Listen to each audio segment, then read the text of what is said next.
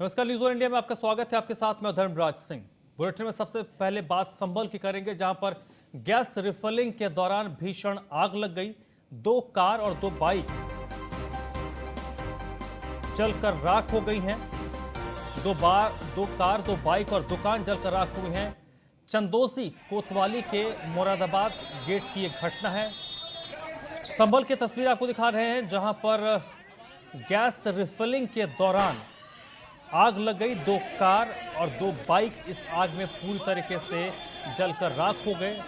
संभल की तस्वीर आपको दिखा रहे हैं, एक्सक्लूसिव तस्वीर इस वक्त आपके सामने है। गैस रिफिलिंग हो रही थी और संभवतः यहाँ पर खुद से ही अब रिफिलिंग की कोशिश हो रही होगी, जिसके कारण ये आग लगी। और देखते ही देखते आग ने 2 कार और 2 बाइक को अपनी चपेट में ले लिया।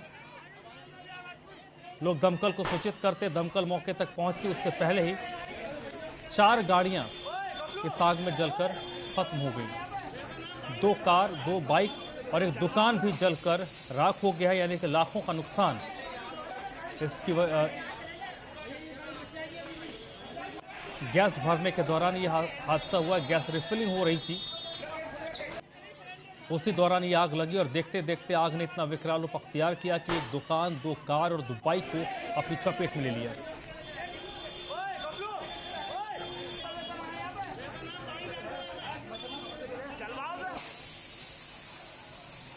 तो तस्वीरें संभल की आप देख रहे हैं।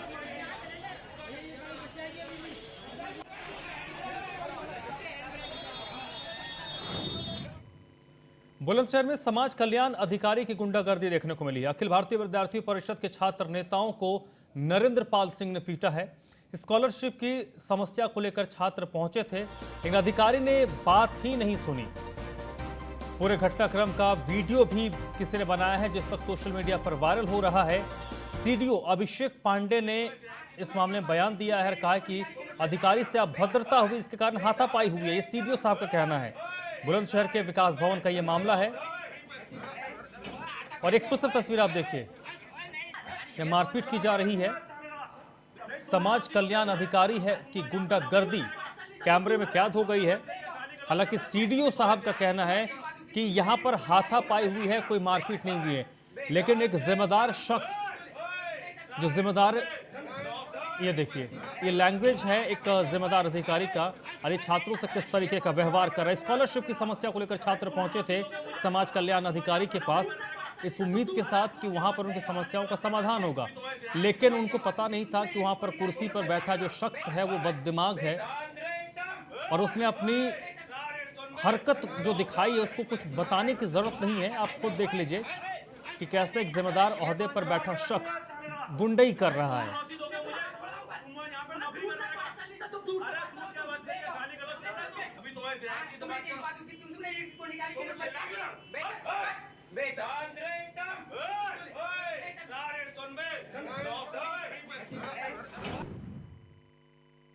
पूरा मामला स्कॉलरशिप का था। बच्चे मिसगाइड थे, उसी विषय में क्या हो सकता है क्या नहीं हो सकता है। समाज कल्याण अधिकारी के पास विद्यार्थी परिषद के 2 कार्यकर्ता और 4-5 बच्चे आए थे, जिस पर क्या नाम है समाज कल्याण अधिकारी जी का व्यवहार थोड़ा ठीक नहीं था।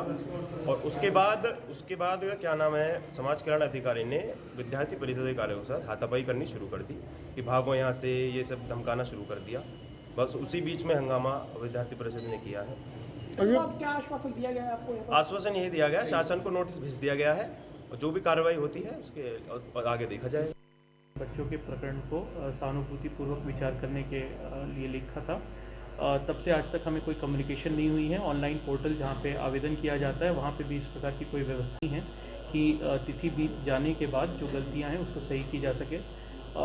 छात्रों द्वारा ये भी अवगत कराया गया था कि कॉलेज प्रशासन द्वारा उन्हें समय सीमा के अंदर बार बार बरगलाया गया और यही बताया गया कि अभी ऑनलाइन एप्लीकेशन को करेक्ट ना करें। तो हमने कॉलेज प्रशासन को भी इस बारे में अवगत कराया था, उनके द्वारा भी समय सीमा के अंदर कोई कार्रवाई नहीं की गई। आज जिला समाज कल्याण अधिकारी के कार्यालय में कुछ अपने आप को पार्टी के पदाधिकारी बताने वाले युवक आए और जिला समाज कल्याण अधिकारी के साथ दुर्व्यवहार भी किया। इस विषय में जिला समाज कल्याण अधिकारी अपने तरफ से स्थानीय थाने में एक तहरीर। तो ये तस्वीरें देख रहे हैं बुलंदशहर की। समाज कल्याण अधिकारी अपने ओहदे पर बैठकर किस कदर गुंडागर्दी कर रहा है, ये एक्सक्लूसिव तस्वीर आपको दिखा रहे हैं। छात्रों की स्कॉलरशिप की समस्या थी। इस उम्मीद के साथ समाज कल्याण अधिकारी के पास गए थे कि वहां पर उनकी समस्या का समाधान होगा, लेकिन वहां पर क्या हुआ वो तस्वीरों में पूरी कहानी बयां हो रही है। और हालांकि इस मामले में जो दूसरे जिम्मेदार अधिकारी हैं, जब उन्हें इस तरीके का देखने को मिलता है, वो लिपापोती करने की कोशिश की, उसे हाथापाई बताने की कोशिश कर रहे हैं। सीडीओ की ओर से बयान आया है, जिस मामले में अपने हिसाब से उन्होंने बयान दिया है। और चित्रकूट में शराब कांड में बड़ा खुलासा हुआ है। लखनऊ में बैठे अफसर चतुर सेन को चित्रकूट के बीजेपी बचा रहे थे। बीजेपी विधायकों ने सितंबर में एक चिट्ठी लिखी थी। बीजेपी के सभी नेताओं ने पत्र में हस्ताक्षर किए थे। डीईओ चतुर सेन पर गंभीर आरोप लगाए गए हैं। बीजेपी विधायक और नेताओं के पत्र पर एक्शन नहीं हुआ। पत्र में राज्य मंत्री चंद्रिका उपाध्याय के भी हस्ताक्षर हैं। विधायक आनंद शुक्ला के लेटर हेड पर यह शिकायत की गई है। शिकायती पत्र में चतुर सेन को हटाने की मांग थी, लेकिन चतुर सेन को नहीं हटाया गया। सितंबर 2020 में यह पत्र मुख्यमंत्री को भेजा गया था, लेकिन चतुर सेन को लखनऊ के अफसर बचाते रहे। चित्रकूट में जहरीली शराब से अब तक 7 लोगों की मौत हो चुकी है। और इस मामले में अब जो सामने आया है कि अधिकारी जो लखनऊ में बैठे वरिष्ठ अधिकारी हैं, वो चतुर सेन को बचाने की कोशिश कर रहे थे, क्योंकि सितंबर 2020 में भारतीय जनता पार्टी के विधायक के लेटर हेड पर बाकायदा लखनऊ में बैठे वरिष्ठ अधिकारियों को एक चिट्ठी भेजी गई थी और उसमें इस अधिकारी को हटाने की बात कही गई थी, लेकिन इस पर कोई कार्रवाई नहीं हुई। ये देखिए, आनंद शुक्ला विधायक हैं, तमाम और जितने नीचे सिग्नेचर्स देखिए, तमाम भारतीय जनता पार्टी के नेताओं के उसमें हस्ताक्षर हैं। इसके अलावा एक राज्य मंत्री का भी उसमें हस्ताक्षर है। इसके बावजूद इस लेटर पर कोई संज्ञान विभाग ने नहीं लिया। बड़ा खुलासा है चित्रकूट शराब कांड में कि कैसे ये पूरा खेल चलता है और आखिरकार इसमें 2 चीजें होती हैं। एक तो लोगों की जान जाती है, दूसरा सरकार की छवि भी खराब होती है, क्योंकि आज ऐसी घटनाओं पर सरकार पर सवाल खड़े होते हैं, सरकार की इकबाल पर क्वेश्चन मार्क लगता है।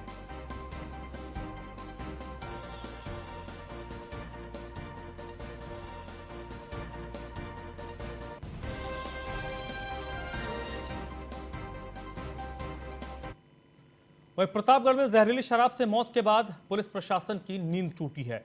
शराब की सरकारी दुकान पर एडिशनल एसपी ने छापेमारी की है। प्रतापगढ़ में जहरीली शराब से मौत के बाद प्रशासन की नींद टूटी है और एडिशनल एसपी ने शराब की दुकान पर कार्रवाई की है, छापेमारी की गई है। पुलिस और आबकारी विभाग की टीम ने मिलकर ये छापेमारी की है और यहां से अवैध शराब के 9 पेटी अंग्रेजी और 40 बोतल बियर के बरामद हुए हैं। पुलिस और आबकारी विभाग की कार्रवाई से शराब माफियाओं में हड़कंप मचा हुआ है। कुंडा कोतवाली क्षेत्र में एडिशनल एसपी दिनेश द्विवेदी पश्चिमी ने ये छापेमारी की है और इसमें बाकायदा अवैध शराब की बोतलें बरामद की गई हैं। ये सरकारी शराब की दुकान है, लेकिन सरकारी शराब की दुकान में ये कार्रवाई एडिशनल एसपी ने जब की तो कैसे लोगों की जान के साथ खेला जाता है, कि उसकी तस्दीक यहाँ पर हुई, क्योंकि सरकारी शराब की दुकान है और यहाँ पर अवैध शराब बेची जा रही थी।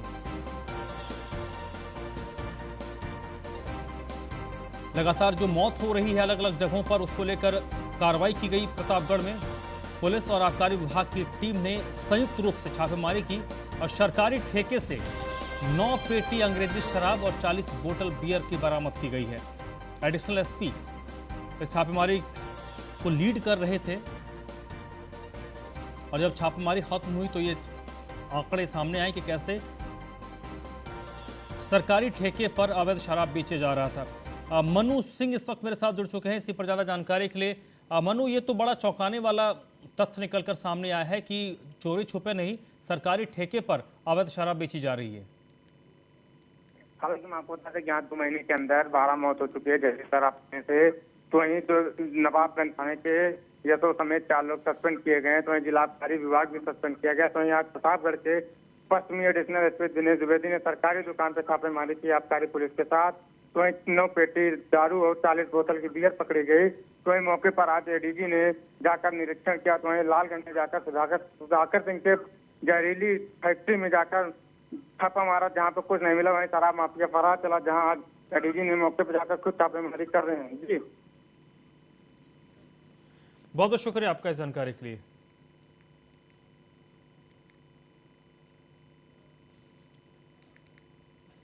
वह बुलंदशहर में अवैध शराब की फैक्ट्री का भंडाफोड़ हुआ है। यहां पर यूरिया के जरिए अवैध शराब बनाई जा रही थी।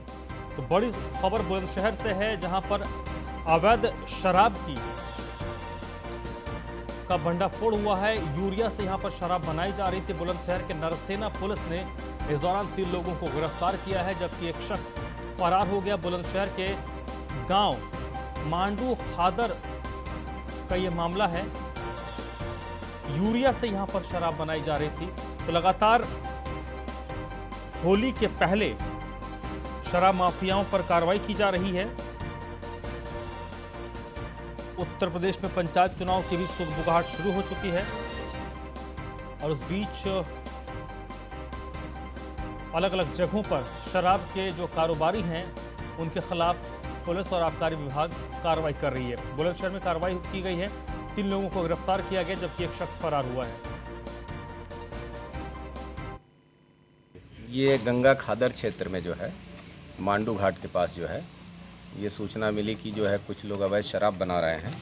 तो पुलिस और एक्साइज की संयुक्त टीम द्वारा छापेमारी की गई, जिसमें से 100 लीटर शराब देसी जो है 2 कैन में पाया गया और 27 पौए, कुछ पौए खाली और सब ऑपरेटर्स उसके बनाने के 1200 लहन ये पाए गए। मौके से जो है वो 3 लोगों को गिरफ्तार किया गया, प्रीतम सिंह, नैमपाल और मुन्नी राम, और एक अभियुक्त फरार है जिसको जो गिरफ्तारी की कार्रवाई चल रही है, मान सिंह।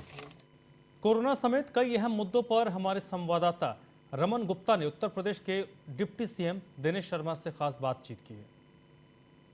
इस वक्त हमारे साथ मौजूद हैं deputy CM Dinesh Sharma ji. Dinesh ji, corona संक्रमण तेजी से बढ़ रहा है, अब उत्तर प्रदेश में कोरोना की दस्तक हो चुकी, क्या कहना चाहिए?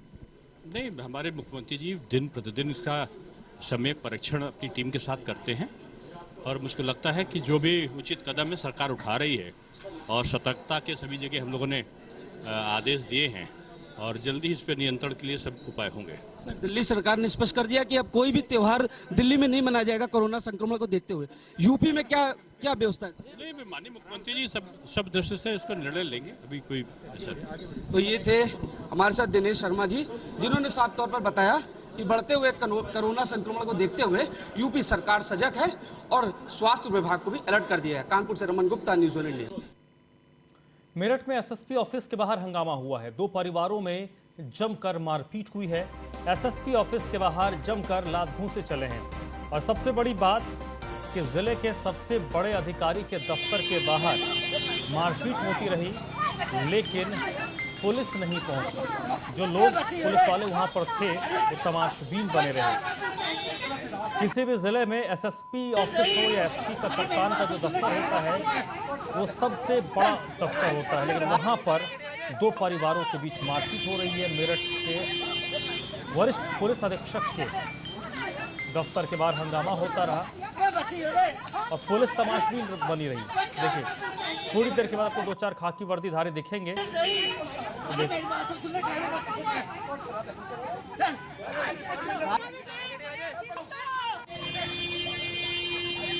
एसएसपी ऑफिस के बाहर ये लात घूंसे चल रहे हैं, मारपीट हो रही है। ये 2 परिवारों के बीच की लड़ाई है जो सड़क पर लड़ी जा रही है, वो भी जिले के सबसे बड़े पुलिस अधिकारी के दफ्तर के बाहर।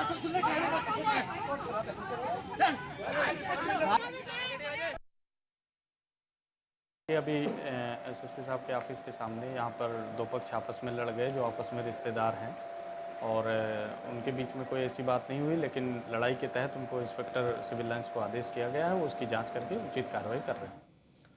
कानपुर में हिस्ट्री शीटर ने युवक को गोली मार दी। गंभीर रूप से युवक घायल है। घायल को हैलट अस्पताल में भर्ती करवाया गया। हिस्ट्री शीटर उजाला ठाकुर और उसके साथियों ने इस वारदात को अंजाम दिया है। पहले वे पीड़ित युवक को हिस्ट्री शीटर जान से मारने की धमकी दे चुका था और इस युवक को धमकाने का ऑडियो भी वायरल हुआ था। इस ऑडियो में हिस्ट्री शीटर अपना दबदबा बताते हुए युवक को धमकी दे रहा था। हालांकि हम यानी कि न्यूज़ वन इंडिया इस ऑडियो की पुष्टि नहीं करते हैं, लेकिन कहा जा रहा है कि जिस युवक को गोली मारी गई है और जिसने मारी है, ये उन दोनों के बीच के कन्वर्सेशन है, उन दोनों के बीच बातचीत है। कानपुर के बर्रा थाना क्षेत्र के तात्या टोपे नगर में इस वारदात को अंजाम दिया गया है। इंटर का छात्र है रंजीत, जो है सनाफ सूर्यनाथ, ई ब्लॉक बर्रा निवासी बर्रा। केडीएमए स्कूल के पास कुछ अज्ञात लोगों ने उस पर जो है कुछ हमला किया है, जिसमें बुलेट इंजरी है। उसको पुलिस और उसके परिवारीजनों के साथ जो है तत्काल जो है हालत उपचार के लिए भेजा गया, जहां उसका इलाज चल रहा है। और जैसे ही जो है उसकी अभी स्थिति जो है सामान्य है। उपचार के बाद अगर कुछ जो है वो उससे पूछताछ की जाएगी। अगर वो कुछ लोगों को बताता है तो उसके आधार पे और या जो भी तहरीर जो है उनके परिजन देते हैं, उसको पंजीकृत करके जो है उसमें। हेलो हेलो, कौन? उजाला बोल रहा है। हाँ भाई। हेलो, हाँ भाई। उजाला बोल रहा है। हाँ भाई। हम कह रहे हैं कि दुनिया में कहीं भी बैठो, हमें कोई मतलब नहीं है, कहीं भी उठो बैठो, लेकिन अभी कभी भी अपना मोहल्ला नहीं गंदा करा जाता है। भाई जी वही तो बात है। हमारे बगल में रहते हो, अभी तुम्हें गिरा के 10 बार तो तुम्हें बार बार कोई बचाने नहीं आएगा यार मेरे भाई, वो वाली बात ही नहीं। आप पता है सुनो, हमने वही हमने और सुनो हमने तुम्हारा नंबर अभी हमको अगर तुम किसी से फोन करा रहे हो तो कोई देखो, किशन ने मुझसे फोन किया था तो उससे पूछना, हमने जवाब में क्या कहा था? हमने यही कहा था कि अपने क्या मार खाएगा। ठीक है, तो हमें किसी से हमें कोई मतलब नहीं है। और जब हम और ना हमें कोई फोन करेगा ना बोले कोई, देखो जब हम आएंगे तो कोई बचा नहीं पाएगा। ये याद रखना कि तुम किसी से फोन करा लो या वो करा लो। नहीं भाई जी देखो, पता हम उसमें नहीं हम ये नहीं सोचा कि आप मारोगे कि क्या करो, आप हमें मार लो, हमें कोई दिक्कत नहीं। छोटा भाई मानता, लेकिन एक मेरा छोटा सा एग्जाम्पल समझना, बहुत छोटा सा एग्जाम्पल दे रहे हैं तुम्हें जी, अपने ऊपर ना लेना, एक एग्जाम्पल दे रहे हैं। तुमने मेरा मान लो कुछ भी गलत किया समझना, अभी हम पूरे घर भर को निकाल के मारे समझना, पूरे घर भर को। उसके बाद मेरे ऊपर 10 मुकदमे चल रहे, मगर तुम जाके मेरे ऊपर 1 मुकदमा और लिखा दो, मेरे 11 हो जाएंगे, एक मेरी तारीख बढ़ जाएगी, कौन सा मेरे फर्क पड़ जाएगा? आपके कोई फर्क नहीं पड़ेगा। औरैया में पुलिस और प्रशासन को दबंग चुनौती दे रहे हैं। बेखौफ दबंगों ने तमंचा लहराकर औरैया में दहशत फैलाने की कोशिश की। अमूल डेयरी को लेकर 2 पक्षों में यहां पर विवाद चल रहा था और दबाव बनाने के लिए एक पक्ष ने गाली गलौज करते हुए तमंचा लहराने लगा। किसी ने इसका वीडियो बनाया और अब ये वीडियो सोशल मीडिया पर वायरल हो रहा है। औरैया के फफून थाना क्षेत्र के दौलतपुर गांव का ये मामला है, जहां पर अमूल डेयरी को लेकर 2 पक्षों के बीच विवाद था और विवाद इतना बढ़ा कि एक पक्ष ने गाली गलौज की और हवा में बंदूक लहराने लगा।